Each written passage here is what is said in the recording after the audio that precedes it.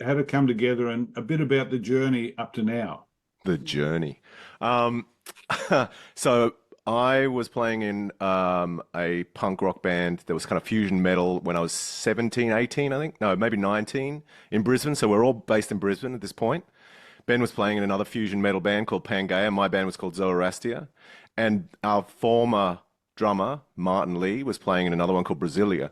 This was the sound, I don't know, it was a really horrible sound in the 90s. There was this particular kind of fusion of metal punk, prog kind of stuff going on. Everyone wanted to play as fast and technically as they possibly could. So we're all just like jerking off in our bedrooms, basically, our basements.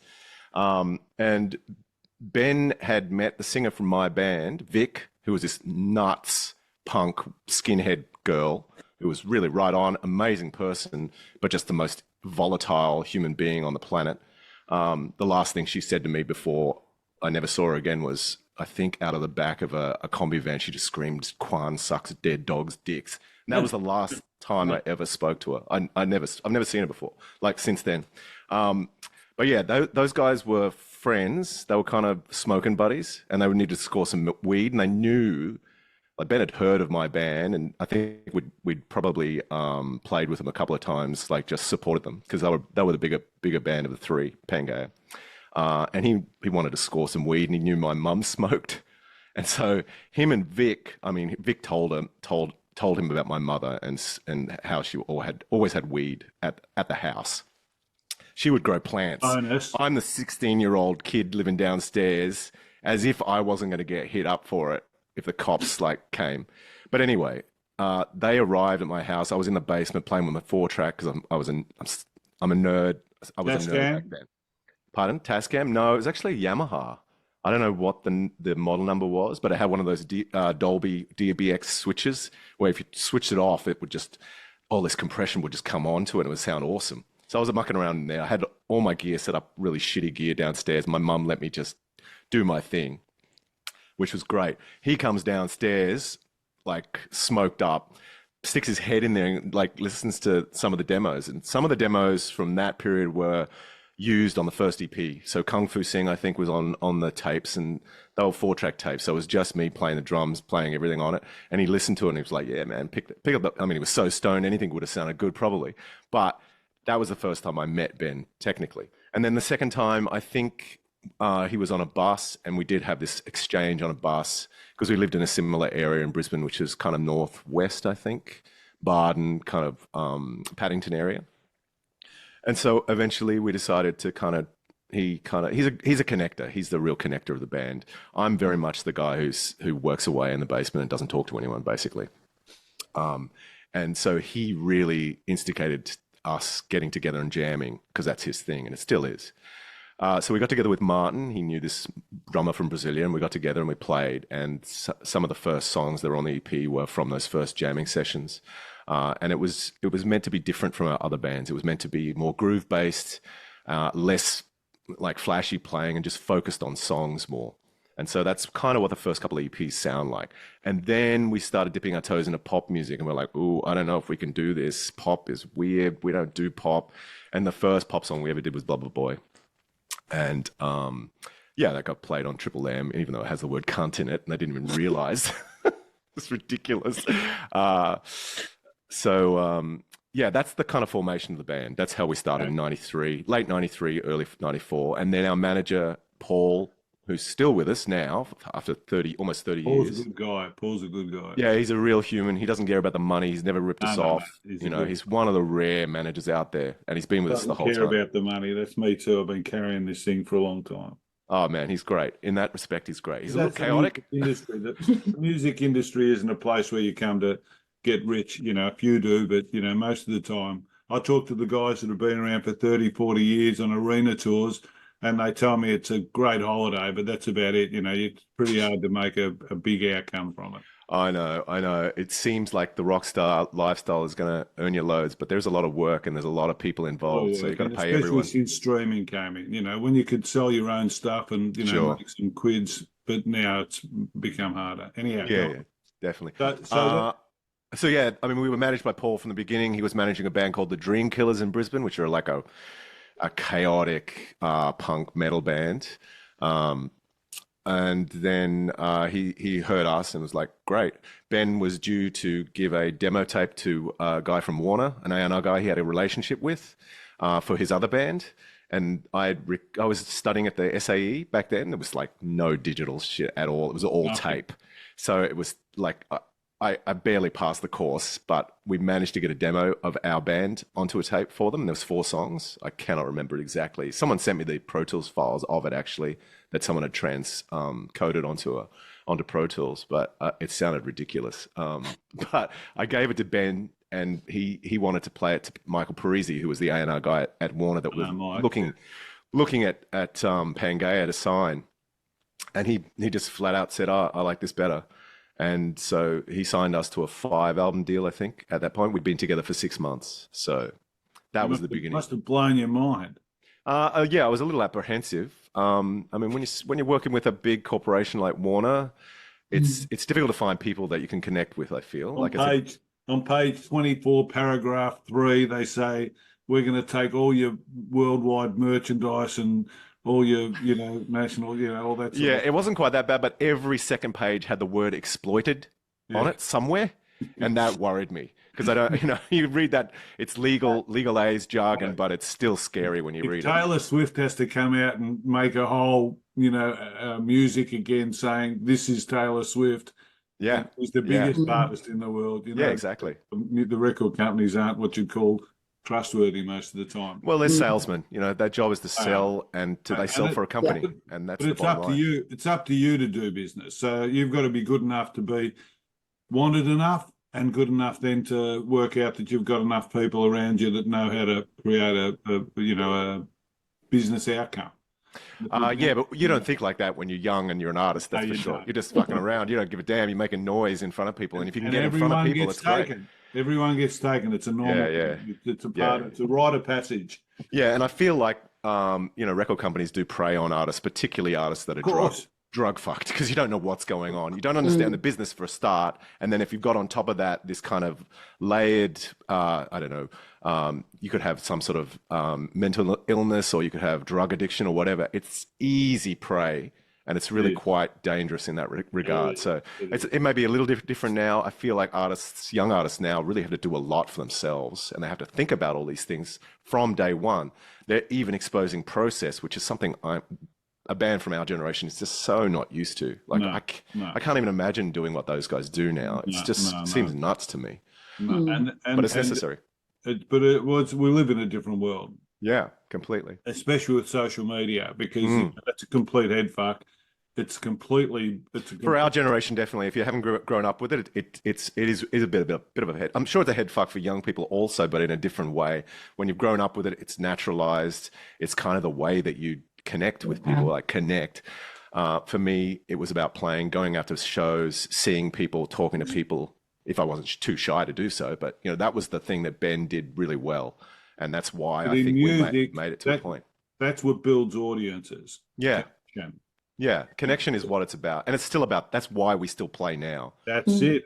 But a lot of today's world, they think about social media, they think about YouTube, they think about numbers, and they don't connect the same way. Well, there is a disconnect, definitely, because you're seeing these numbers that people have online, and they're not correlating with the tours that the audiences, and whether that's because it's more global and it's not localized, or whether it's because the data is skewed, I don't know. But a lot of these big streaming bands are going to do tours and having to cut it short, or finding no people turning up, and that's a real problem. First question down. So this should take us about 3.5 days. The way we're going. No. Yeah, sure. I think I'm free.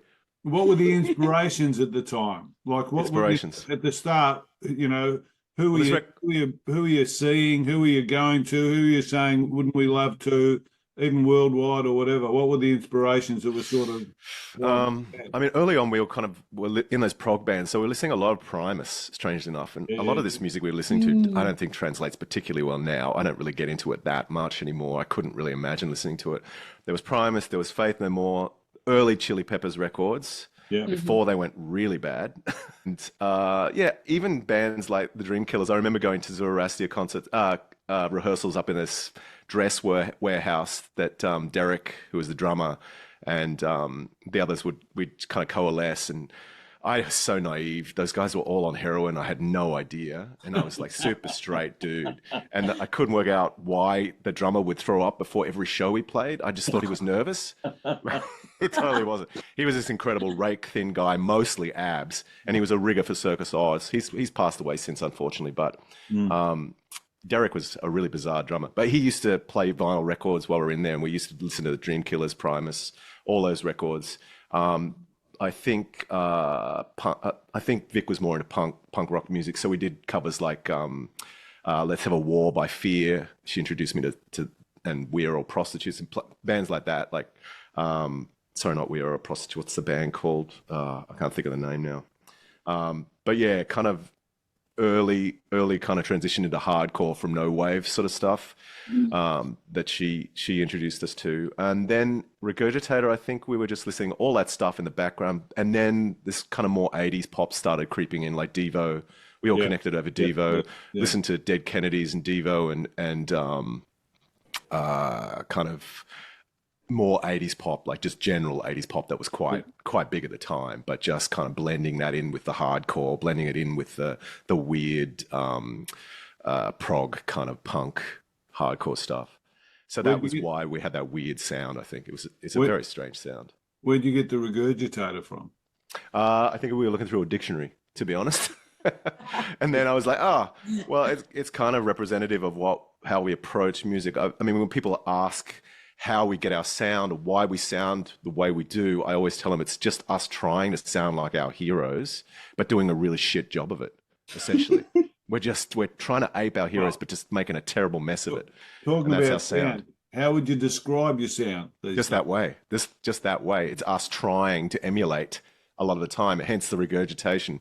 We are aware that the way that pop culture works, and we're certainly a part of it, and not guilty of like listening to it and picking up stuff and trying to get it back out there in a weird kind of through a filter. You think of our band as a filter for the stuff that we hear, and whatever comes out the other end is our filter of it. So that's really what our sound is. Is that like the action and the look and all that sort of stuff? You know, is that are fans resonating to the music in your view, or the story? I think it's a story, and I think it's a narrative, and it's there's this talk about authenticity, right? Authenticity in music, in life, in creation, whatever.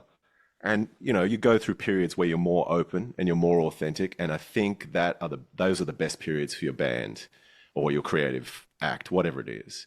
The more authentic you are, the more honest you are, the more open you are, the more likely that people will connect with you and go, I can hear this person, I resonate with that, they're being truthful, I feel it, I want to support it. That's what you're after. That kind of energy exchange is what you're after. I think selling forever has been turning your customer into an advertiser, because people follow followers, they don't follow people. And so when someone says, I'm going somewhere, they'll go with you, as distinct from someone saying, come to me. They might not look at it. So I think you're right. If you can get that feeling across and get someone into becoming an advertiser, well, then they'll build numbers. And honestly, we don't. You really don't want to think even in those terms as an artist. You really don't want to think about it at all. No. You want to do what you do, enjoy doing what you do, you love what you do, you've got a passion for it. And then you're open and honest, and things will fall into place, whatever that is. Be that 10 people that really love your shit or 100,000. It doesn't matter as long as you're doing what you feel is appropriate for your art form and yourself. Who drives the songwriting process? One person, or is it an all? It's always really been Ben and me, and it kind of separated quite a bit after Unit, or during Unit even. We kind of established that we used to write a bit more jamming in a room. Obviously, we don't live in the same cities now, so it's very difficult to do that. But around Unit time, we were kind of getting a bit more competitive with our songwriting, which is good and bad, obviously. But it's always been him doing his style and me doing mine. And then we come together and try and jumble it together as a record, which is exactly what we're still doing now. The new record is exactly the same. There's been a little bit more emphasis on doing it ourselves in terms of engineering and mixing, which is to do with technology and to do with money as well. So there's that side of it that's changed a little bit. We haven't really had like a solid producer since Magoo, really. So yeah, we take that role on as well. Whichever way I'm pointing, go for it, Bree. Oh, it's my turn. Yay. It's your turn. Sorry, Bree. So speaking of your new album Invader, were there any particular themes you really wanted to touch on, like lyrically, or like what was the origin and the evolution for this album? We started the album about 18 months ago. So we went up to Brisbane and we did a session based on Ben's wanting to do that jam kind of rehearsal. We hadn't literally been in a rehearsal room for years because we live in Sydney, Brisbane, and Melbourne. So it's been, and over COVID, we could barely play because of this reason. And so I acquiesced because I'm not that comfortable in that environment, to be honest. I like working in front of computers and doing it all myself. But I agreed to do it. And the session was a bit weird for me. I didn't feel prepared. I didn't really write anything great for it. And then I started writing on my phone, actually, just in the dorms that we were living in, out in the barn, near the barn outside of Brisbane.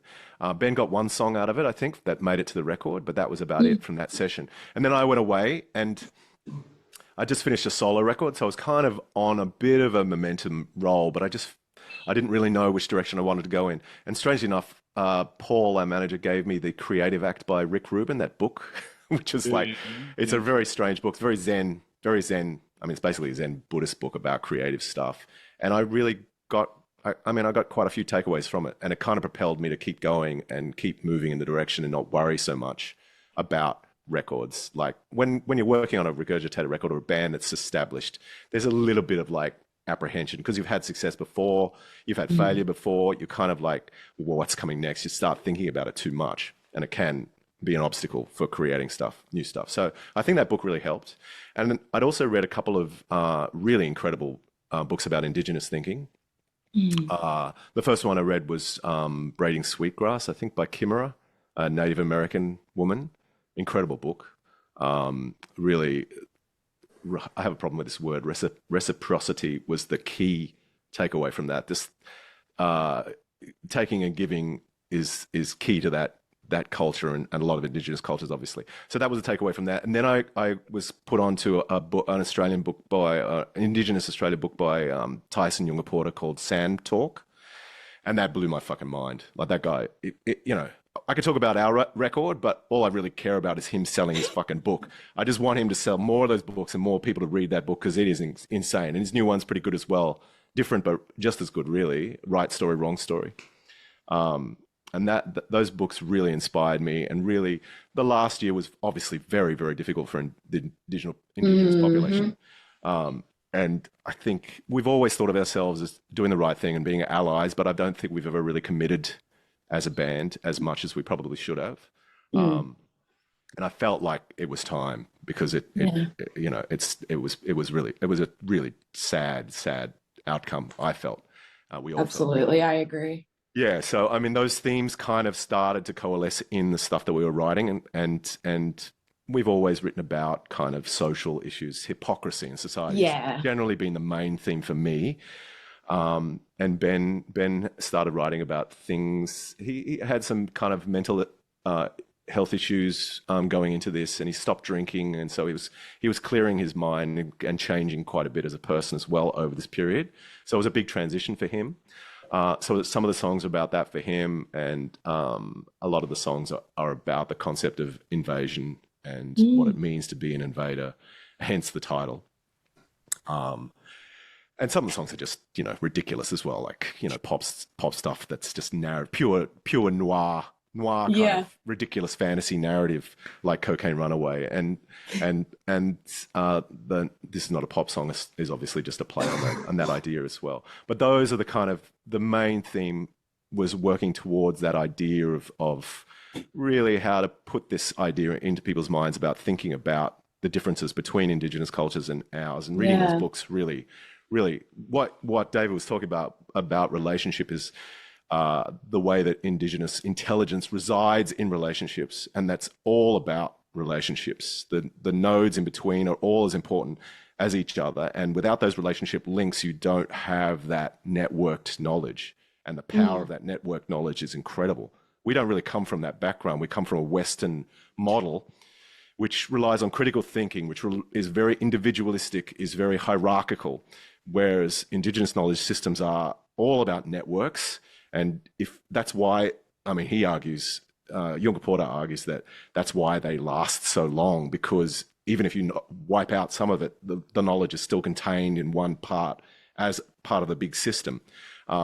So civilizations, Western civilizations or Western model civilizations that take resources from outside and bring them into the core will always fail and always destroy the environment around them, because that is it's like a cancer. It's essentially taking using resources, focusing resources on a singular point and destroying everything around them, and eventually it collapses. Yeah. So they were fascinating reads, and I absolutely recommend those as well. I also read something that was less anthropologically focused, but kind of reminded me of Indigenous thinking in a lot of ways, and that is the mycelium network, which is very similar setup, really, when you look at it. And I read this incredible book called Entangled Life by Merlin Sheldrake, who's a specialist in fungi science and technology, and that's an incredible read as well. Like the guy's phenomenal, quite a young fellow as well, in his 30s, I think, but yeah, so knowledgeable and such an incredible read. And yeah, the connections between those relationships really stood out to me. You can think of those social networks like mycelial networks, socialism, social networks, Indigenous networks, as opposed to the capitalist, individualist, dog-eat-dog, violence, hierarchy, control networks. Very different, fundamentally different. And I think that if you understand that, you understand why Indigenous people are so traumatized, so fucked up, apart from the obvious reasons. Yeah. But the reasons that they just can't integrate. It's impossible because the models are so starkly different and at odds with each other.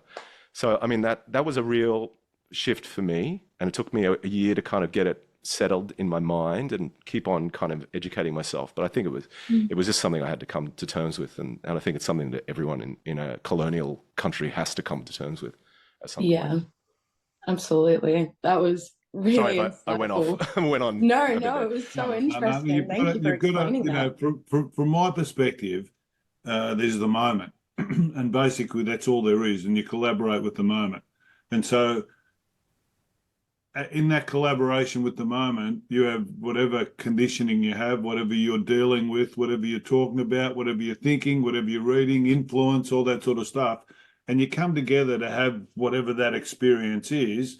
And it's like, that's the experience, and this is observance. So you're always living here in the observance of whatever it is that you're talking about. So what you're talking about is basically, and what I talk about, what we all talk about is really not important, because basically it's just what we talk about to get across communication and share and all that sort of stuff. Sure. And this is much the same as your music. You know, if you feel your music and get it out there, the fact that what you talk about and all that sort of stuff, that's good, and you know, people get something. But it's basically this interactive feeling, the body experience. And what you're saying, from what I gather, is the Indigenous experience is really a lot of that sort of simple, you know, collaborative, historical process. And you know what the Western side is all about this thought sort of process about fix and solve and we can, and so they're driving somewhere to create and to make and to build and all this sort of stuff. And usually I mean, I would stop you there and say, I would not use the word simple in terms of that. They're incredibly complex system, just as complex, if not more so, in lots of ways. Simple insofar as? Just what you said in terms of like, it's not a simple knowledge system at all. It's very complex, and I feel like the main differences are, the indigenous systems are just fundamentally different. That's all I'm saying. They're both obviously, and that's why it's so complicated to get it together. Because this is where our words probably, I'm thinking one thing when I say simple, and you're taking one thing when I say. I don't mean it that way. Yeah, sure. I was just checking. That's all. I don't mean that it's simple. but I Yeah. mean that at its base, it's primal. It's like it's where we come from. It's Yeah, yeah, like it's like a source sort of process. It's a connection with nature and everything, and it's not something that they're trying to work out in their head. It's like exactly. they just move through something. Like I said, it's really about the connections Sorry. between everyone. It's connective. The knowledge is contained, and the intelligence I is get it. contained in the connections. Yeah. I mean, I think the thing that is really interesting, and this is only my theory. It's not Tyson's at all, but he's really fascinated about at the moment and concerned about the way that obviously not just Indigenous people, but everyone is uh, vulnerable to fake news and to fake information and to Yeah. information that has extreme views on the internet. And this is because the internet has a way of breaking down our ability to critically think, right? Mm-hmm. It's getting harder and harder to maintain those critical thinking processes and skills, which are fundamental to a Western society and a Western understanding of intelligence. If you don't have those critical thinking skills as an individual, because it's so individualistic, if you don't have those skills, you can't protect yourself. And he notes that Indigenous people are particularly susceptible to this. Like young Indigenous kids are getting lost in this QAnon crap and lost in these conspiracy theory things. My theory is because they are used to having this knowledge system that's not based on critical thinking necessarily, but based on network thinking. When that is destroyed by a colonial process, they have no protection. They don't have that critical thinking background that we've had pounded into us from schooling from a young age and from society from a young age. So that is an example of how fundamentally different it is in their experience, I feel. And it's a good example of why they get so fucked up in this society. Apart from just the ongoing colonial abuse that goes on. And I mean, yeah. I think we'll get back to the interview. Sure, totally. I mean, it's getting a little bit sidetracked. No. But I mean, I appreciate your understanding of things, and it would be different to mine. The great takeaway from his new book, that Right Story, Wrong Story, is not about arguing points and being binary and being right and wrong. It's about coming into relationship with a person. That's really For the last 10, 15 years, I've been working through this conscious sort of study, I suppose, like you're, reading and what have you. And for me, the whole detachment process is hard because you've got to practice something to get something. A bit like learning a bloody musical instrument. You Sure. can't decide to do so and then play it the next day. You've got to learn it. Well, that's the same as detachment. So in bringing the body back through meditation in different ways to just stopping, that's the thing that people don't do anymore. And that's the thing the greedy world wants to sell. And the way that they sell is through fear and influence and all that sort of stuff. And so what they do is they've created this whole machine through television and now, computers and phones to sort of separate people and to influence them. And now what social media does is it takes away, it just keeps pounding you with stuff to keep you malleable. distracted. Yeah, absolutely. In that malleability, they sell, and they sell fear, they sell this, they sell, in our case, every time I get a press release, you've got 1 billion views on something. And for fuck's sake, we never used to care about that. We used to care about the music or whatever. Sure. But nothing comes out now that's not pounded by, you've got to impress someone before you play any fucking music. Yeah, sure. And so I think what you're talking about is the ego and detaching from that, yeah, right? you go and attaching Tolly. Yeah, absolutely. Sure. You read Eckhart? I haven't read Eckhart. My favorite yes. Zen Buddhist guy is a Vietnamese monk actually called Thich Nhat Hanh.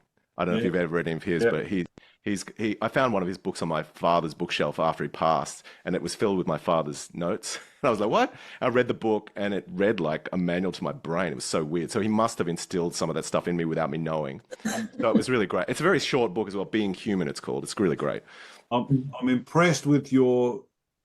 I'm really enjoying this interview, even though it's going. It's getting a bit sidetracked. I know. A bit sidetracked. Yeah, I love how we're talking about those sort of things, and I think it's really great.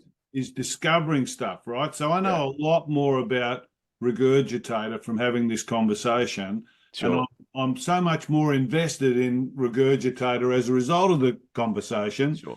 because at the end of the day, we may not agree exactly on exactly, you know, what consciousness is or where the planet is or whatever. Mm. But we're both working to we're working on harmonizing Exactly. rather than removing, and you know, rather Yeah. than being Exactly. selfish and taking something, we're working on harmonizing through our own experiences and expression and whatever community and whatever, and Yeah. to Yeah. me, that's the game basically. Absolutely. I don't And have just to. just to touch on what you said before in terms of moments, living in the moments. In a lot of ways, a record, when you produce a record, it's just, and Ben has said this to me before I think in an interview I've read about it, but he said that for him it is really just a snapshot of that moment when you're Absolutely. in the studio. I mean, it's a bit of an extended moment in this particular case because it took us so long to do it, but it is a moment in your life, and that's what it represents, just that moment.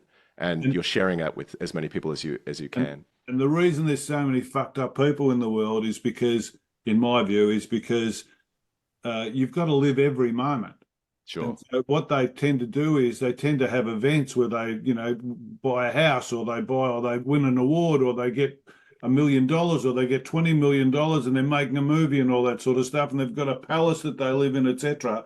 But they've still got to put their head on the pillow, and they've still got to navigate that 8 hours, and they've still got to come down, and once they're comfortable in their place after a week, they've got to work out what they do for the next 20 years, you know, Yeah, yeah, in that sure. place, etc. And you know, so it's basically you've got to get in touch with every step, every moment, every touch, every feel, and you've got to fuck fear off, because what fear does is it's just a false sort of process. You've just got to keep on having whatever you call fear as a part of your experience, and keep on walking into everything that's taking place. And that's what I see in performance. You know, good performance is about getting on stage in front of fucking millions of people you don't know or whatever, or no one, and getting out there, whether you've got 3 people or 30,000, Mhm. and expressing yourself in such a way that you come off and you say, that was fucking cool. Yeah, I And mean, it's a really, privilege. It's an absolute privilege to do it. it's, I mean, as is, I can't be more thankful for it. as It's is incredible. this, and as is everything that we do. So I Yeah, appreciate yeah. it. Sorry, All right, Bree, have you done any Zen meditation before? he's 20.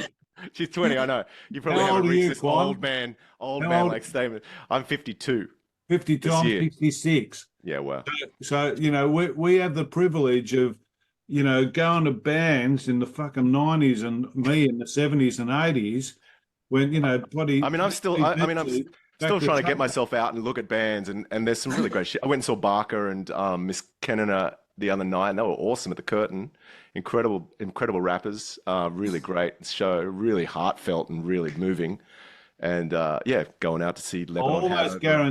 I almost guarantee that most of the people that you see that really do that, if you have this conversation, they'll probably have a half-hour conversation as well, and start digressing into things that the views that they have about trying to. This is the mental health process of everyone writing music about mental health.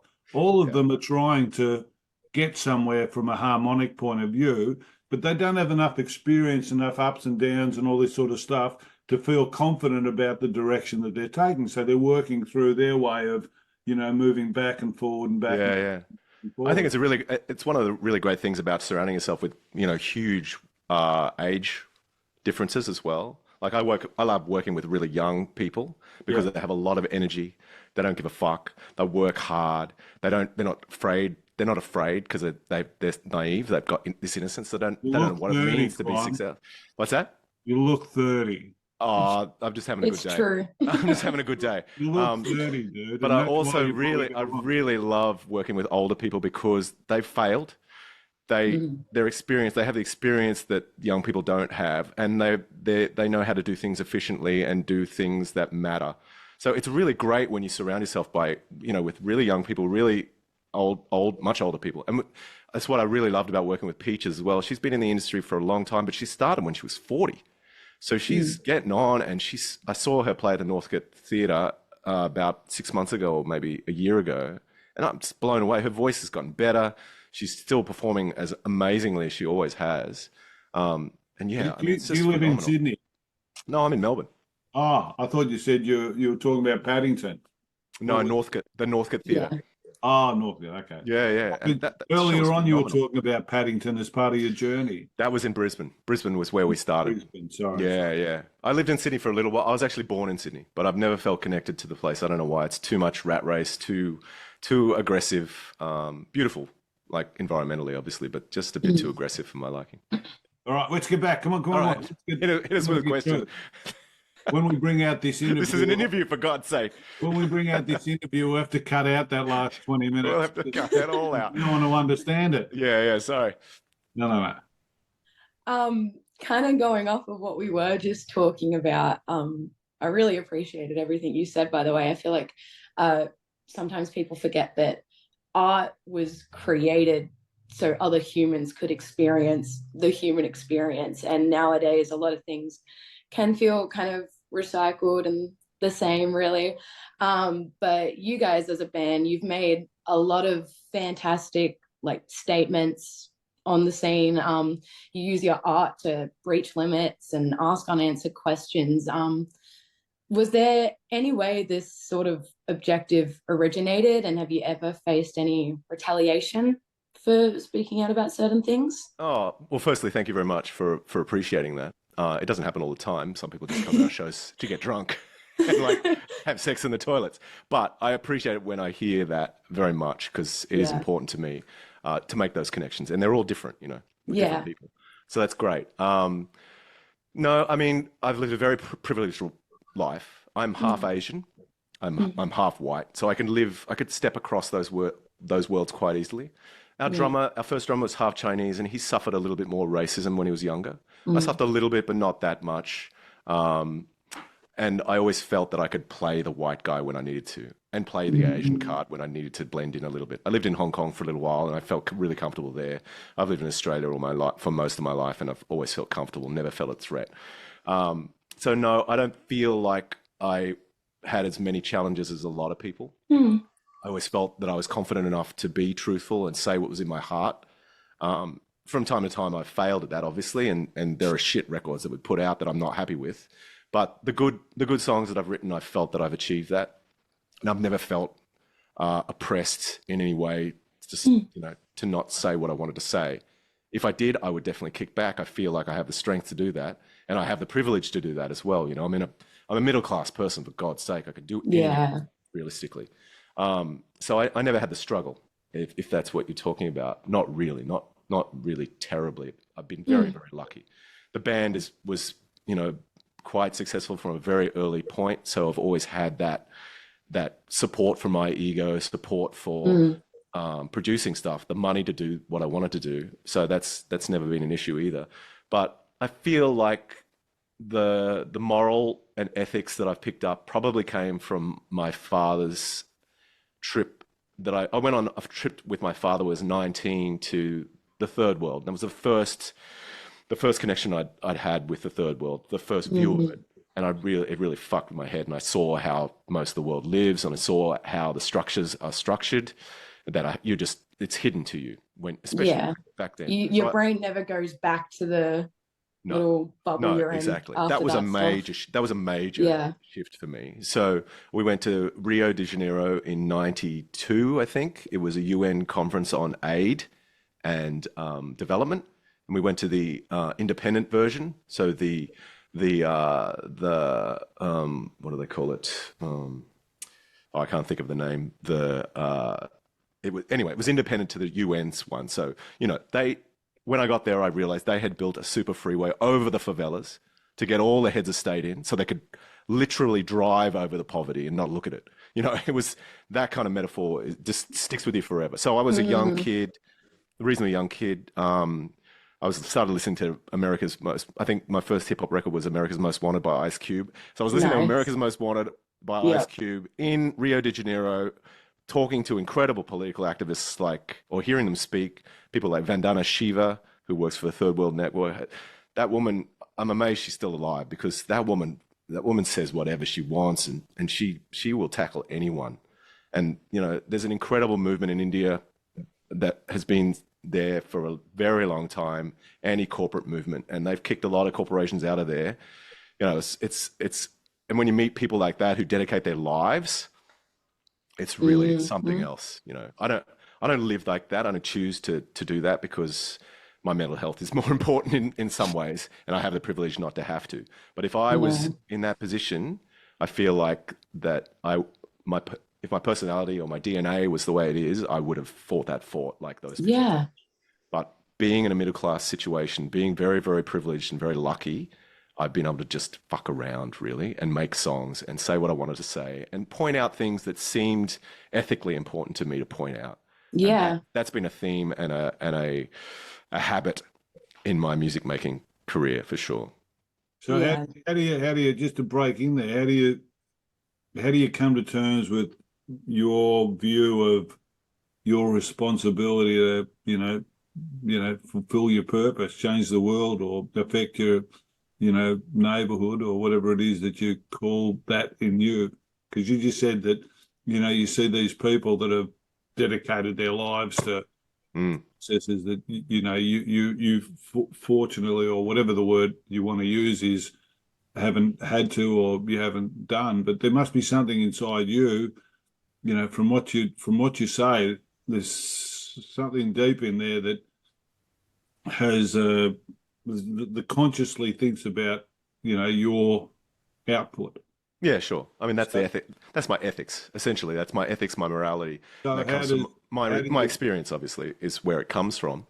And how do how I you do it, how display do I that? do it How do is you I display that talk, I on a have day-to-day? conversations. I have conversations with people like you and open conversations that are hopefully meaningful and hopefully we Influence? both take something from. I really agree with you in the sense that you act locally. You can't change the world No. as an individual. It just doesn't work like that. Head If you think you It have to be Oprah, you'll never do anything. no, that's not my calling. I mean, No. circumstances that lead to those kind of situations where you become an icon and a leader.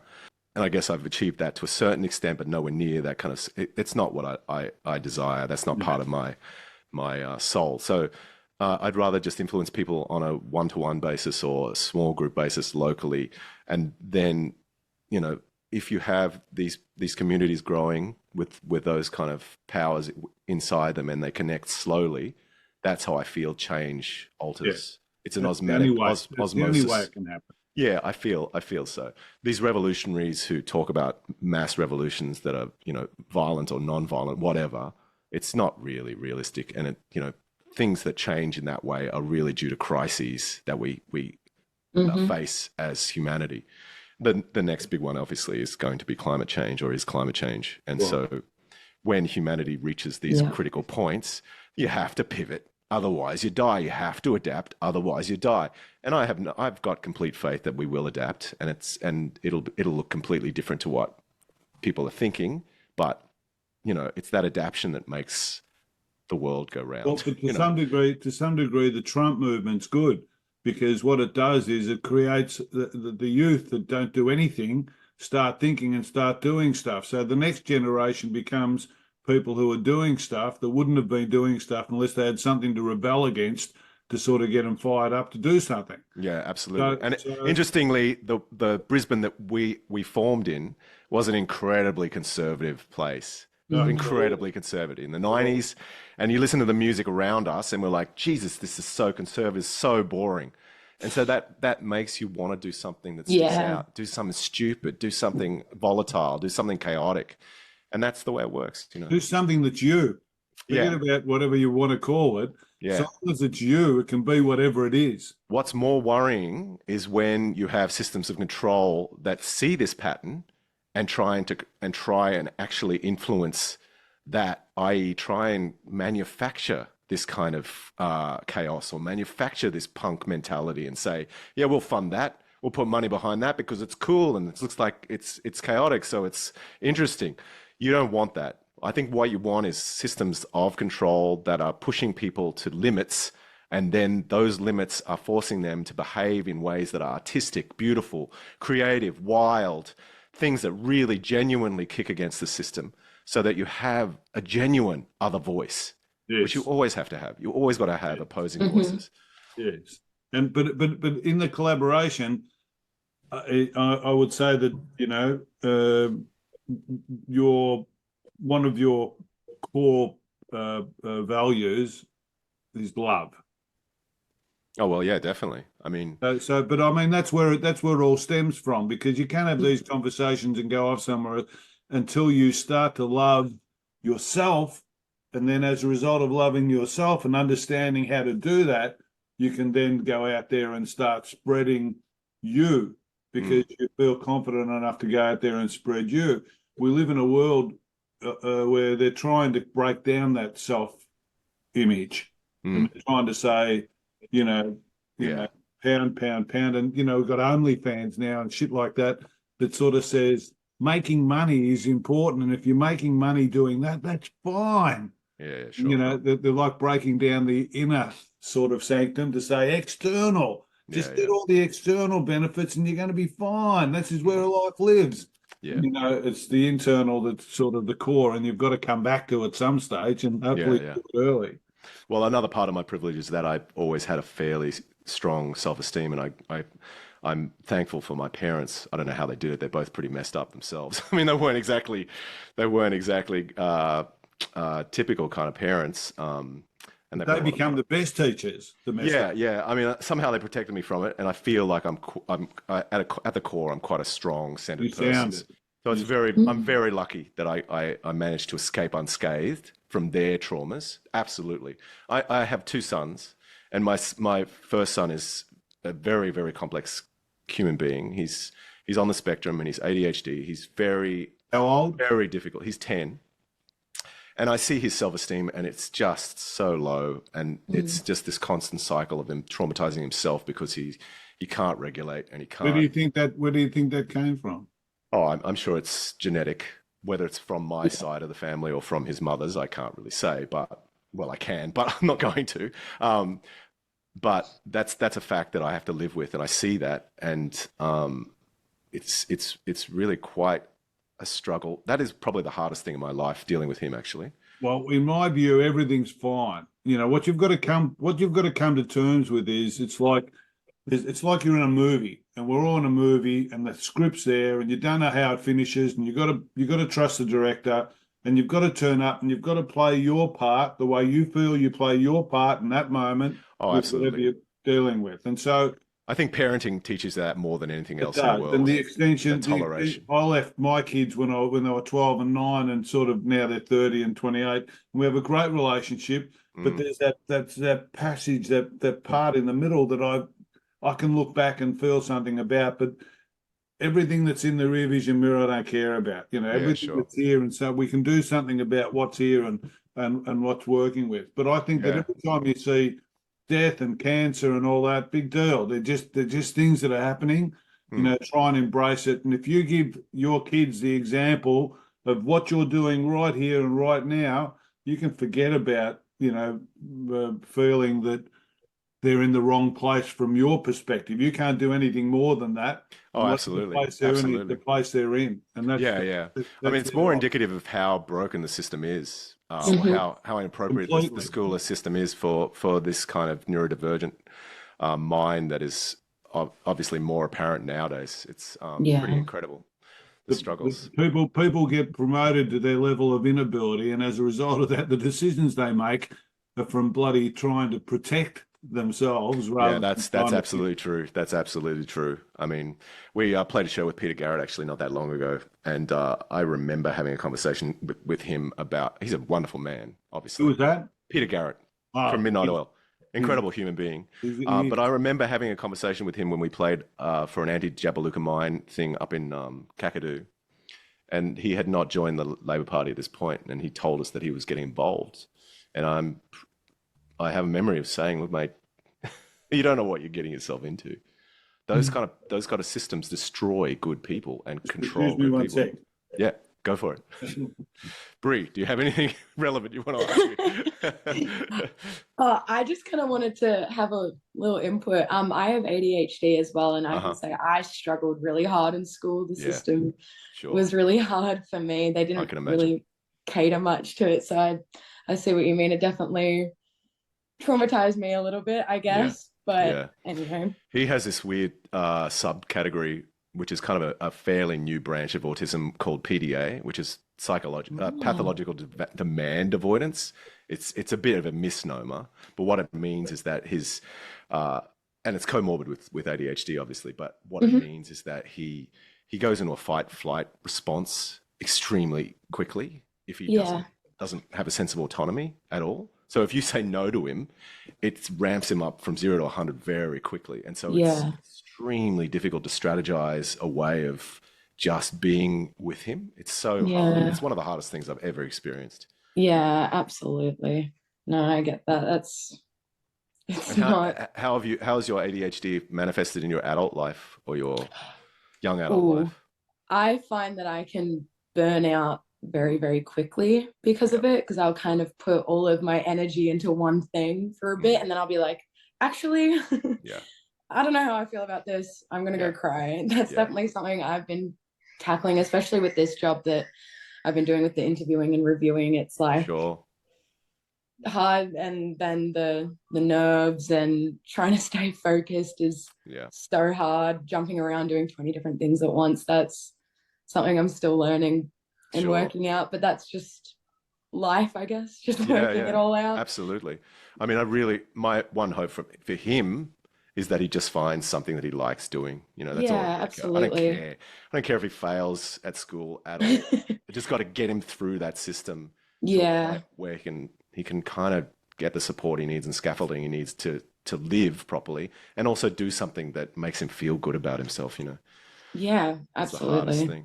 It's the hardest thing. I get that. Yeah. I'll move on to a lighter topic if you want. Yeah, please. I really wanted to ask. I really wanted to ask about your animation, because I know you've done a few of the Regurgitator music videos, and I think that's so cool. I remember seeing the Polyester Girl music video when I was really young, and I was like, whoa, this is crazy. No, I actually didn't do that one. That wasn't done by me. Really? No, that was the one that was not done by me. I did the Black Bugs one. I mean, these were the days where animation was like, you could move a ball around. Wow. I home. love it. I think that is so cool. Like I don't remember the name of the song, the blues song. I'm blue, That music video is just, the animation is so awful that it's fantastic. And I love it so much. Over COVID, I actually taught myself how to use Blender, which is the open source 3D program. And I did one for my own solo project. That was the last animated video I did. And I recently directed like a couple of new music videos for the new record, and that was the first bit of live direction I'd done, and I had to produce for that as well, which was a nightmare. I had no idea so much involved with production. But yeah, the animation stuff has always been something. We struck up a deal very early on with Warner, where they would just give us money, and it wasn't non-recoupable, which is unheard of now. Like Paul tells them about the deal we had with Warner, like people in the industry, and they say, "What?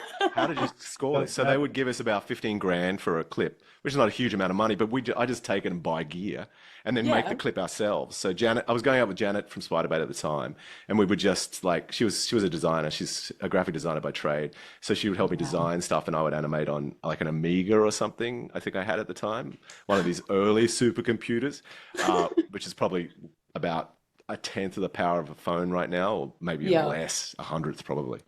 But yeah, those were the early experiments in 3D animation that I did, and it was on like Electric Image, I think was the name of the animation system. I think I moved to Maya after that, mucked around with that, and Modo, and now like I've taught myself Blender, but probably forgotten most of it now because I haven't done it for months and months. And the learning curve for these programs is massive. I know, I really love it. I tried to open Blender once. I found some great technology the other day that you should use. What's that? Email. Email, yeah. Technology. But I mean, obviously, there's all this AI stuff is something else as well. That's don't get me started. It's going to change publicity, definitely, because basically, everyone that pays for campaigns and all that sort of stuff, eventually they're going to be able to create their own stuff. And because we've got this vehicle called social media, that if you can develop influence, you'll get it out there and it'll get shared around and all this sort of stuff. Yeah. Why are you going to pay thousands of dollars for a campaign to do the stuff that you can do in-house? Yeah, exactly. That's what I try and get that across to the publicist, to sort of say, I want to create a thing called, it's amplify centers, which are I don't want to talk about, but it's basically an experiential place because experiences will still occur. They have to occur. Yeah. So people are still going to be, they're not going to be entertained. We saw with COVID, for 2 years, people tried to do in-house, magnificent, fantastic displays of music and concerts and all that. That Oh man, there was some weird no ones, one right? went to, no one looked at. And as soon Yeah. as the show came back, everyone went. Yeah, absolutely. I remember I logged on to one of the Hives shows, Yeah. and I saw that band live at I think it was at the Metro in Sydney, one of the best shows I've ever seen. They were insane live, like really good. And watched it, and I lasted like 2 minutes. It was so naff and so boring. Yeah, I agree with you.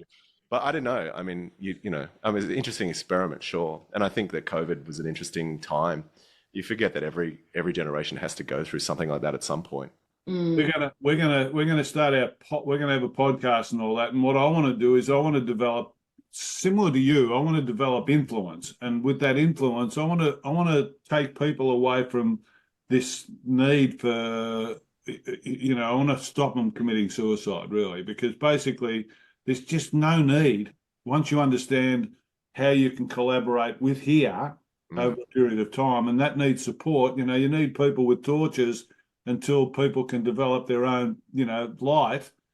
That's what I want to be a part of, and that's what I want to try and get into and all that sort of stuff, so that we can have people turn up and understand that we're all the same.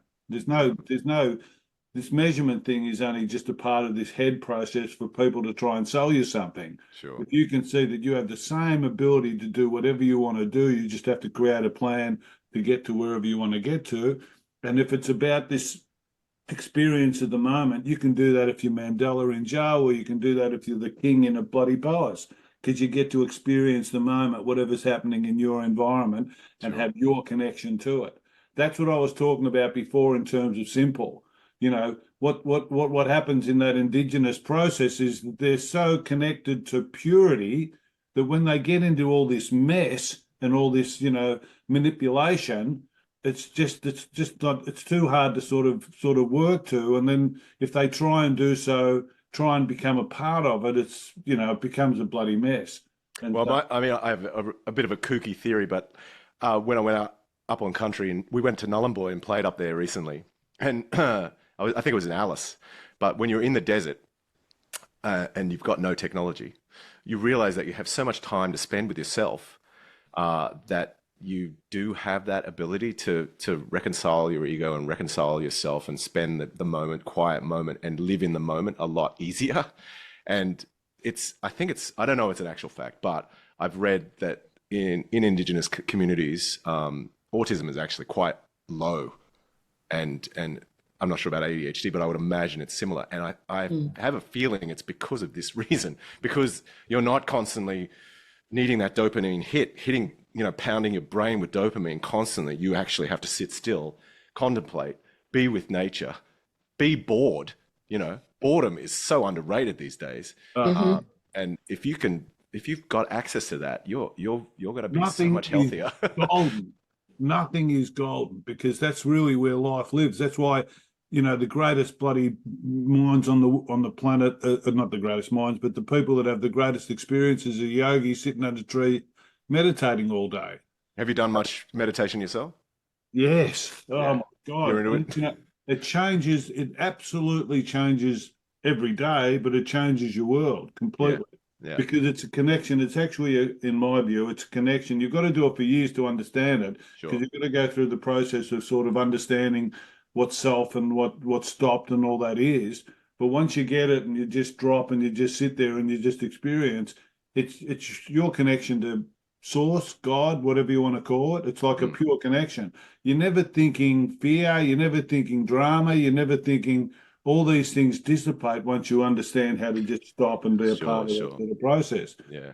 And I think that like you're saying, in that nothing place, I would say if some bloke in Brighton came up to me and said, I'm effed or whatever, I'd say, look, I'll give you this is what you should do. Go to your local park for a month and just live there. Sit there. Yeah, just sit there. Live there. Work out how to eat, work out how to sleep, work out how to get warm or cold, and just stay in the park and live there. And I'll tell you, in a month, your whole life will change. Yeah, it's probably true. I'm And sure. basically, that's the point. The point is exactly what you said. If you can get comfortable with nothing, which is self-experiencing wherever, Yeah. then loneliness isn't loneliness anymore. It's not. No. It's a description, but it's not the same feeling. It's I like know. I know. depression is now a partner, Yeah. Yeah. and depression as a partner is a completely different thing as depression as an opponent. Yeah. Yeah. And Totally. so that's the point. That's the point. The point is everything happens on every day. And when you see it as one part of the thousand colors, it's just one color. It's Yeah, but I mean, this from, this constant bombardment of distractions that we get through yeah. our devices is very, very difficult to break and get back to that connection like you were talking about. I've only done Zen meditation once, and it was because I had a particularly weird breakup. Someone broke my heart, a very strange woman. You don't Who meditate? I don't meditate on the regular, no. But I did go to a Zen meditation retreat in Japan, actually. And it was because my heart was broken. And this woman she was thinking about becoming a Buddhist monk before she met me. Seriously, she was a writer, quite a good writer. And we had a very brief affair. I was her the first person she'd ever had a relationship with. And she obviously did not think I was appropriate for her at all at the time, and I was heartbroken about it. So I went to Japan, this beautiful place in Huri, I think it was called, and I went to a retreat where there was just Japanese people. I couldn't speak to anyone at all. Just the cook could speak English, and that was it. And had the best food. My God, it was incredible. This Zen Buddhist food, Buddhist temple food in Japan.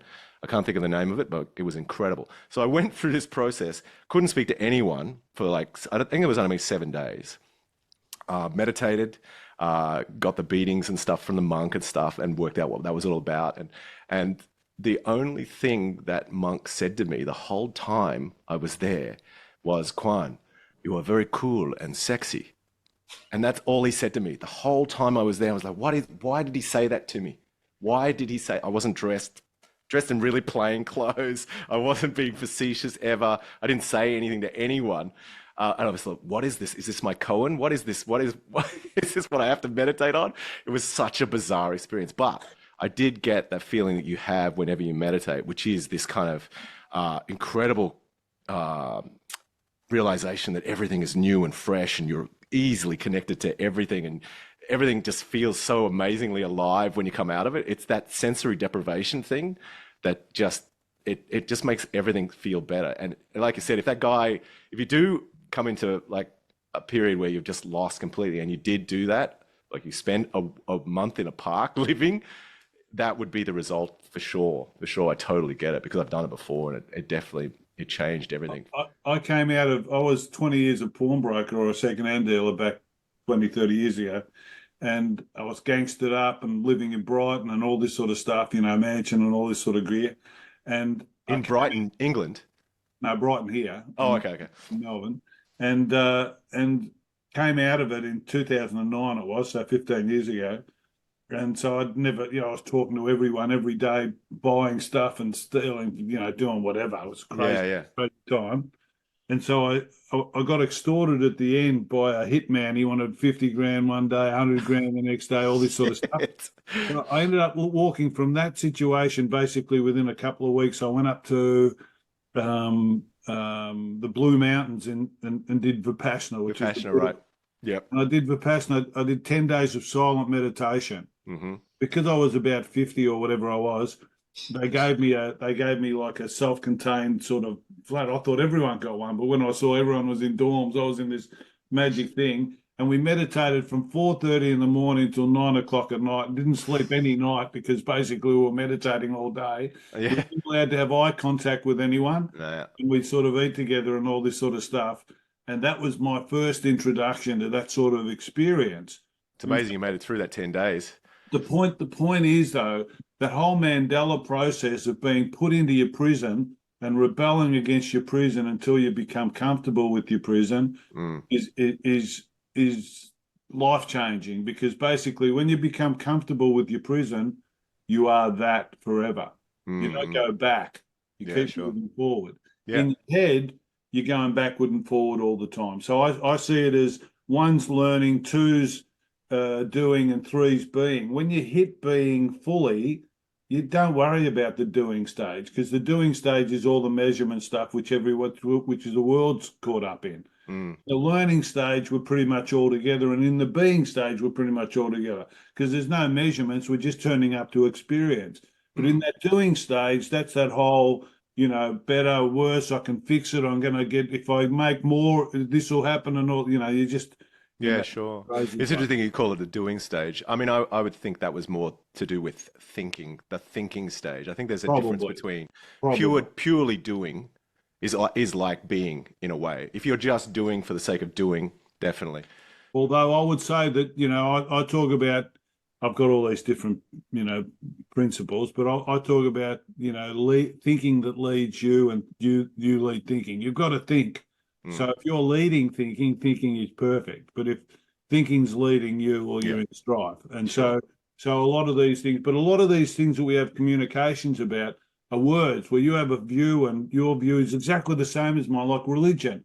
Everyone probably believes in God if Oh God yeah. is love. I But had, when you I had, say God and you I put can it remember into having a words, conversation with someone on a plane just randomly a while ago, but a Christian person, and she wanted to talk about her religion, and I sat there and listened to her talk about God, and I said, I absolutely agree with you everything, but my word for God is the universe, and if we just put that word into your sentences, it basically means exactly the same thing. I Yeah. was like, oh yeah, okay, I get it. absolutely. So it's really interesting. I also I wanted to share this one really funny experience I had in an Uber in Brisbane around Australia Day, on Australia Day actually, or Invasion Day, whatever you want to call it.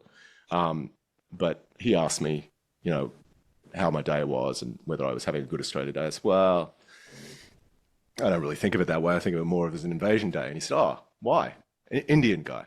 And I said, well, because, it was a day of colonization and the British came in and I didn't actually mention the British at that point, but he said, oh, I don't really get it. I thought it was just a day of celebration. I said, well, how do you feel about the British?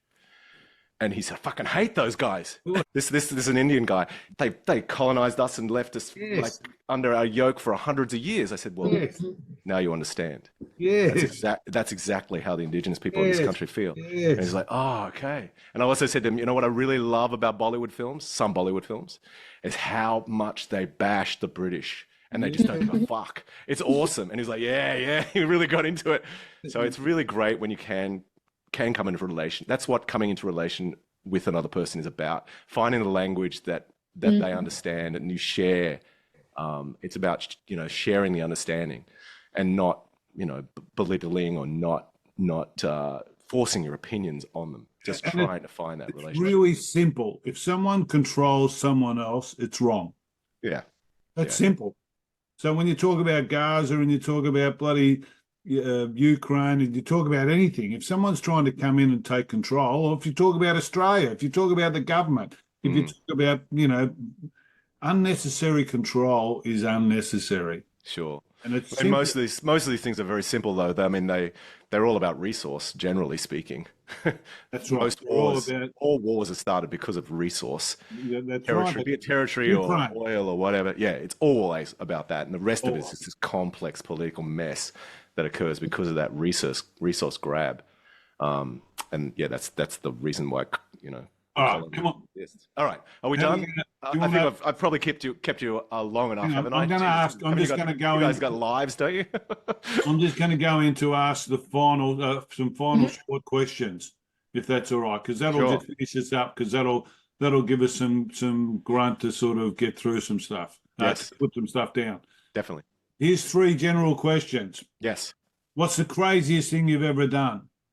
Craziest thing, I would say the bubble in Melbourne. When we locked ourselves into that glass box and tried to record a record for 3 weeks, had 300,000 people walk past us and watch us in our underwear and, webcams just watching us sleep. Mad. I know, totally insane. Probably the most surreal experience I've ever had. That is fucking fantastic. When's the next one? Well, strangely enough, there was some talk about someone licensing the idea in the UK again after such a long period, but I don't know what's going to happen. I don't think we'll ever do it again. We're too old and ugly for that, but some young poor poor band will probably do it. I was keen to kind of do it in Japan and just have no place to hide, like have to do the toileting and everything out, which I think the Japanese probably would have got into because they're into that kind of torture stuff. But that never happened, obviously. But that's probably the weirdest thing I've ever done, definitely. What's the one topic you can talk about for hours? I can answer that. Everything. Everything, life, the universe, and everything, of course. So I'd say I think as you get older, it becomes more universe consciousness and all that sort of stuff because Yeah. you come into contact with your own sort of fatality. You sort of say, where am I going? What am I doing? And what impact have I left? Yeah, What are sure. my kids going to be? And all Well, this. it's interesting. I mean, people ask me about legacy all the time. I really don't understand legacy. I mean, like, I feel like I'm here for the moment, like you're saying, and that's really what Exactly. matters. You And make you've your got to mark. have. It doesn't matter what happens afterwards, to be honest. Mhm. When I talk to everyone, I say, I'm Dave. So you can't take anything from Dave, but you can take whatever you want from Dave and convert it to Quan, no problem. Sure. So legacy, mate, the legacy, you've got to create your own. Everyone's got to create their own. And you've got to do so in this quantum experience, you've got to do so in connection with everything. That's like the old, Sure. Dalai Lama, I be mean, one with everything. if my legacy is a memory in your minds after I'm dead, or your mind, Brie, because he'll probably die before me. Let's be honest. If my legacy is a memory of you talking to me on this particular day, then that's enough for me. I don't need anything else. Like, Hang on. You know how I was gangstered up? why's that? Kill Quan. You're going on the dark web now? Kill Quan. Hey, I'm just stating facts. The likelihood of you passing before me is, a little higher than Brie, obviously. What's the one thing you like most about yourself? About myself? I mean, I like the fact that I'm still in touch with my inner child, essentially. Yeah. I like the fact that it's easy for me to access that child through what I do. I'm very lucky in that regard. I get to get up on stage and just act like a fuckwit and say whatever I want, shout, scream as loud as I want. So I'm constantly in contact with that inner child that's always with us. And part of my job, I feel like, is clearing the rubble around people's adult lives to reveal that inner child. And that's part of what I do. I think that is consciousness, because I think that spirit that we come with is the spirit that we leave or whatever. It's the same thing. So we come in with all this bravery and do whatever and experiment and all this sort of stuff. And then we get broken down by society. And eventually, if we start to get conscious again, you just start to experience the same things, become inquisitive and become connecting and become adventurous, etc. So I agree with you. I think that's a great thing. Well done. Yeah. And I'm very lucky because it is so easy when you're an artist and a musician. Okay, these are one-word answers, so this will finish us off. Okay. Favorite album? Everyone says I hate these fucking questions. Such a loaded question. Yeah, it's really tough. I would have to say Purple Rain Oh, because it's been with me for so long. the king. He's got to be. I know they talk about Michael Jackson, but Prince is a king. He was an absolute. Just such a connection with. He was a true channeler of music through his soul. Really, it's very rare that you see someone do it like he did. Definitely, and that record in particular is so bizarre. Like, there's so much weird stuff on it. Really interesting production and really, really great songwriting, and a really fascinating creature, like a really strange human being. He was. Favorite artist? Yeah, I mean, it would have to be Prince as well, I guess. But I mean, if you're talking modern, it's. I mean, it changes for me every year. At the moment, I'm really into Labyrinth. I really like Labyrinth. I think what he's doing, Nice. his production is really incredible. So yeah, I guess this year my favorite artist would be Labyrinth. You But there's also collaborate. some incredible artists everywhere, so it's hard to say. Our thought is that all you artists collaborate together. Do you get to collaborate a lot with artists, or you just get to play with them and not see them?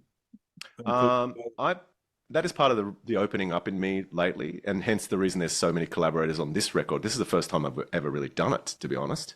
I've always been a little bit maybe too controlling about my own stuff and not feeling like it was worth sharing with anyone else. But having got into connection and contact with people on this record has really opened my eyes to what it's like to collaborate, and I've really enjoyed doing it. So I think I'll definitely do a lot more as a solo artist with other people, or maybe not even as a solo artist, just work with other people and just put it out. And also as Regurgitator, I think we'll probably, get more people involved. Yeah. Yeah, well, you got another 100 years to go. I've only got 3 months. Favorite movie? Favorite movie. Favorite movie? Look at these questions. These are the hardest. We've just been talking consciousness for the last hour. I know. I asked your favourite movie, and you've almost back broken down into back tears. to back to culture. It's hard though, right? Because you're constantly bombarded with it. So there's all this new stuff. Mm. I've really enjoying the three body problem at the moment on Netflix. I've read the books. No, just out there. He's an incredible sci-fi writer and really knows his shit. Like so complex and so intense. I don't think I even made it through the last book. It was just so mind fuck, major mind fuck. But I think they did a reasonably good job with the Netflix series. So I'm yeah. My favorite movie of all time, though, I don't know. That's really hard to pinpoint. Maybe a Miranda July movie. Oh, I don't know. Oh, there's one. I can't even think what it was called The though. Sound of Music doesn't register. Oh, The Sound of Music definitely was for a while, but that was more of an infatuation thing with Julie Andrews. I love Not it. really, not really the quality of the movie. Favourite venue to play. Favorite venue to play. Let's see. We used to really love playing the Metro in Sydney. Love playing the Gov in Adelaide.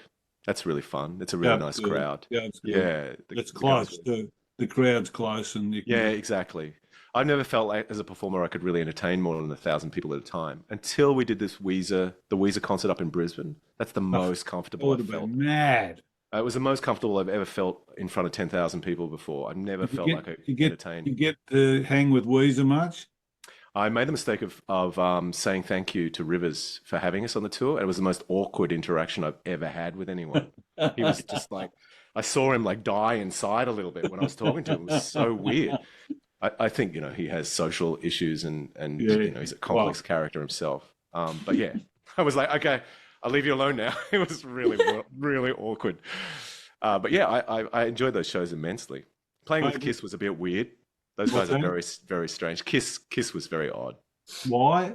Oh, just because they're so old school and it's a different level.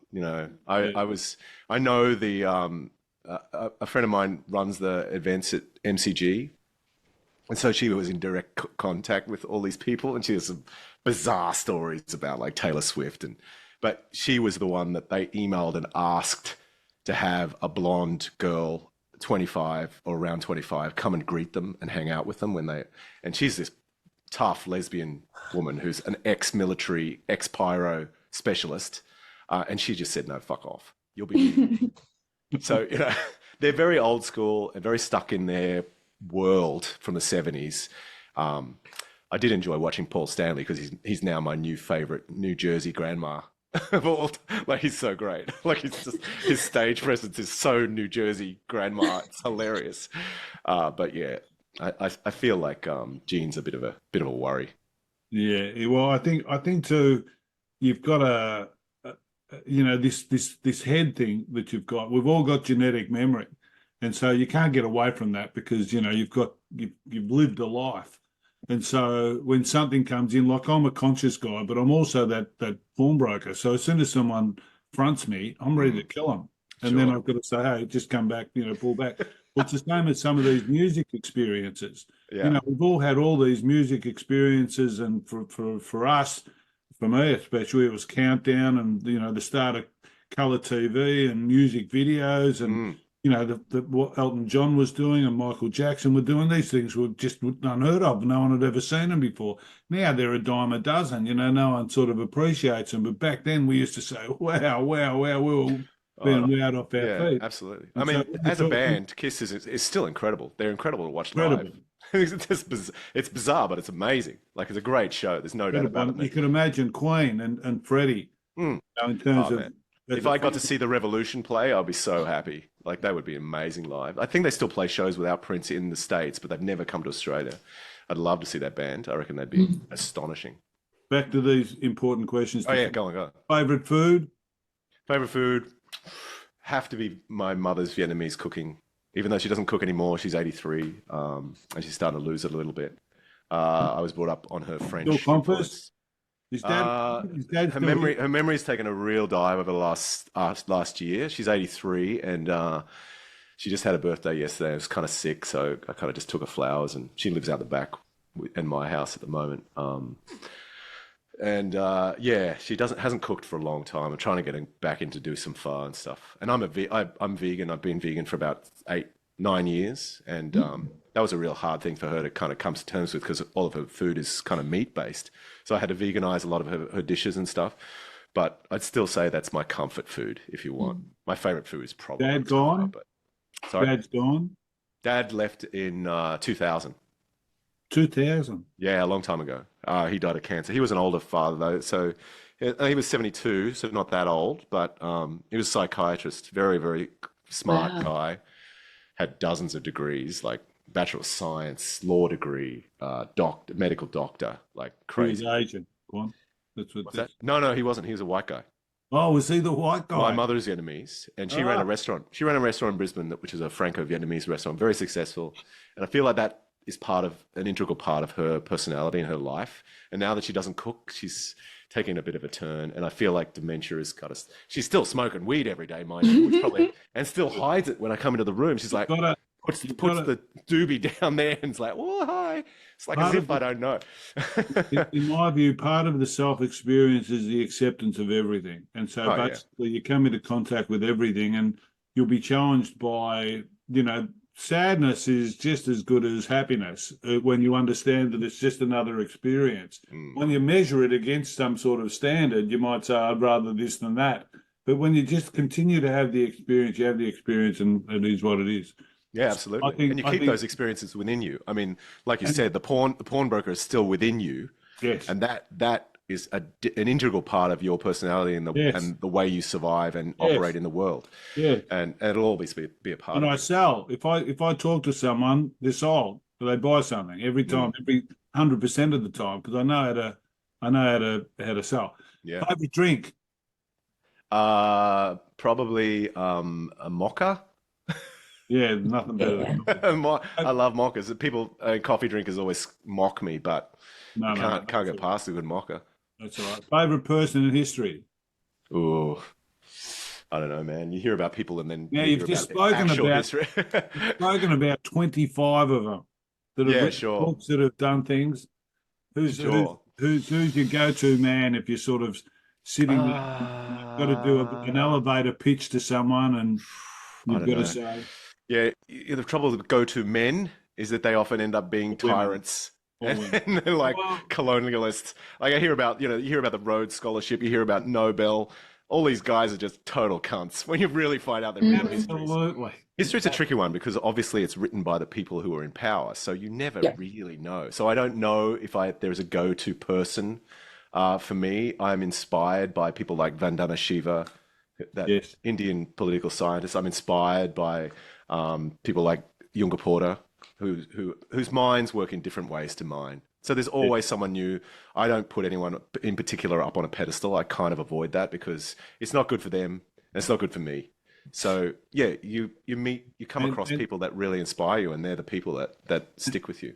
and talking about just digressing, not that we've done much of that today. What's your explanation of? Well, I understand what Trump's about and what he's feeling, but what's your explanation of the just undying acceptance from one side of the equation? And I think it's just a breakdown of critical thinking. I really do. For Hmm. most people, it's just that inability to put the facts in a straight line anymore, which is the way that we're meant to do it, right? Or to see life as a circle. You know, people ask me what the point of life is. I say life is a circle. Where are the points, man? There's no point on it. There's no point to life. You've got to realize that you're a part of a system and a part of a cycle, an endless cycle of decay and growth. And if you Hmm. try and separate yourself from that and operate like a guy like that, things collapse around you. Everything collapses. You enter psychosis, which is clearly what America is in. And, a lot of the parts of the world are in. You enter that psychotic realm. yes, So that's what it is. It seems like psychosis to me. It seems like, uh, a political child run Hmm. rampant. I'm sick of politicians. You don't want to, I would not want any of these people in my house, let no, alone, you know, telling me how my world should be shaped. no. You want to have people that you'd It's welcome into your upside home. down. It's Yeah, upside down. you want people representing you that you're happy to have in your home. Actually, the person who really inspires me at the moment is oh God, I've now drawn a blank, but she's an MP for the Animal Justice Party, Georgie Purcell. I follow her on Instagram. She's great. Yeah. She's incredible. Like Yeah. a fighter and really open and honest. Such a rare thing in a politician to see that honesty and fighting for the right things, what she believes in, holding that ethical ground no matter what people throw at her. I have a deep respect for people like that, and it's insane, her life, what she goes through. It's fucking insane and really inspiring. Favorite tattoo? Do you have one? I don't have any tattoos. I never felt the need to make a transition of that nature in my life. Yeah. So my girlfriend has a massive amount. She's a goth, and I've never dated a goth before, but she's covered in awesome tattoos, and they look great. And they look fantastic on her. But it's never appealed to me. I don't know why. I'm happy in my skin, and maybe I'll get a giant snake from ankle to neck when I'm 70. Yeah. When I'm 70 or something, maybe. But they're trying to get me. We had a podcast. We're going to start a podcast. yeah, and they're trying to get me to get a thing, a ring in my nose. sure. So I suppose I'm going to have to do something like that. Yeah. It's never too late. It's never too Still late. part of the look, man. Isn't it too long now, I've been told. So, and you're an intellectual. You must have been an intellectual at school, yeah? I would say that I can hold an intelligent conversation with people like you on one-on-one. I'm good, but I'm not. I wouldn't say that I don't have an academic mind. I'm not great at retaining information that's not very personalized for me. So I wasn't great at school, and I wasn't a university degree person. You talk much on stage? Not a great deal. My banter is pretty limited as well. And that occasionally, if I'm feeling particularly, I rarely get nervous. And interestingly, we toured for a long period. You really get nervous? Or I rarely get nervous unless we're playing new material. I never get nervous. Whereas the other guys still have that before they get on. They're a little bit nervous. I never really get that. And interestingly, as part of my Zen practice, we toured for a long time there with no crew. So we'd have to set everything up at us. And we're still like playing in front of like 1,000 people or whatever. But I'd always set up our stuff. And as soon as I finished playing, I would say goodnight, and then I'd kneel down and pack my stuff up on stage. And that for me was part of the centering, removing myself from the ego, which was obviously at a peak when you're playing in front of, adoring people who are loving it. So that was a great thing for me to do. But I've stopped doing that since we've got now a crew member.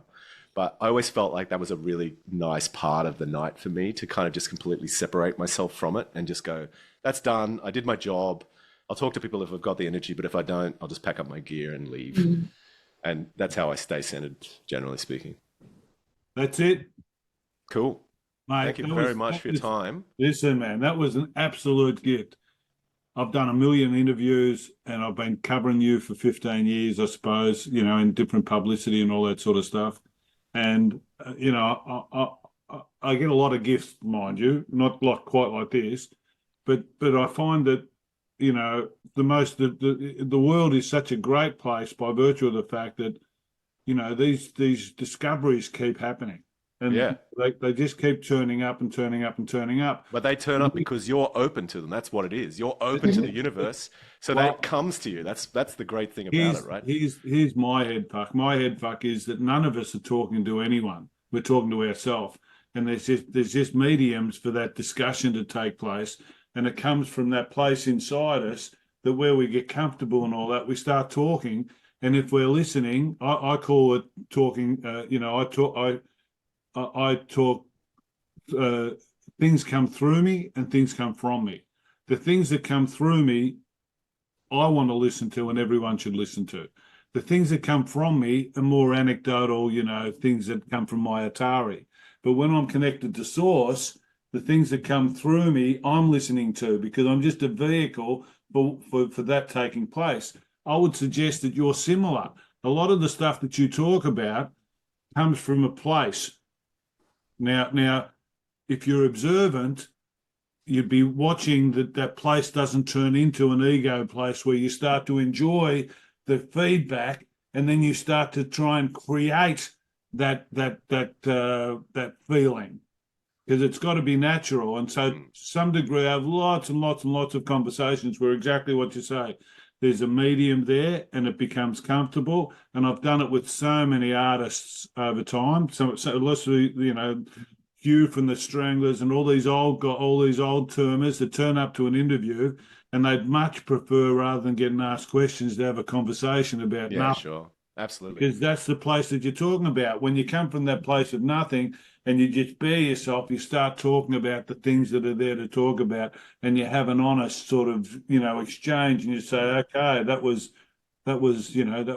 like meditation. Oh yeah, it's so much more worthwhile, and I thank you for it. And I know that you'll take that into whatever you do next. And if you can just make sure that this sort of stuff keeps on happening, and we're not just all We will. doing this, that's all that matters. That's all that One of matters. the things I'd love to do going. at some stage is share the whole conversation on a podcast. Yeah, sure, that's totally fine with me. Now, but we'll wait until we get the pod going and all that sort of stuff. Definitely. And then we get a few people having a look, and we'll say, hey, you've got to catch this thing. We had a conversation. We came for a 15-minute interview, and What time is it now? 2 hours later, we were finished. Oh my God. All right, I better get back to rehearsing now, I guess, so this show doesn't suck. Sincerely, thank you very much. Really appreciate it. Thank you. Look forward to the guys are going to catch up with you in Melbourne. So we look forward to, or you're in Melbourne, but at the show. Excellent. So thank you, mate. Thank you very much. Thank Lovely to you meet so you. much, Quan. Lovely to meet you, Bree. Lovely to meet you, Dave. Have a Good great on day. You Speak too. soon. Speak soon. Bye-bye. See you guys. Sugar, bye.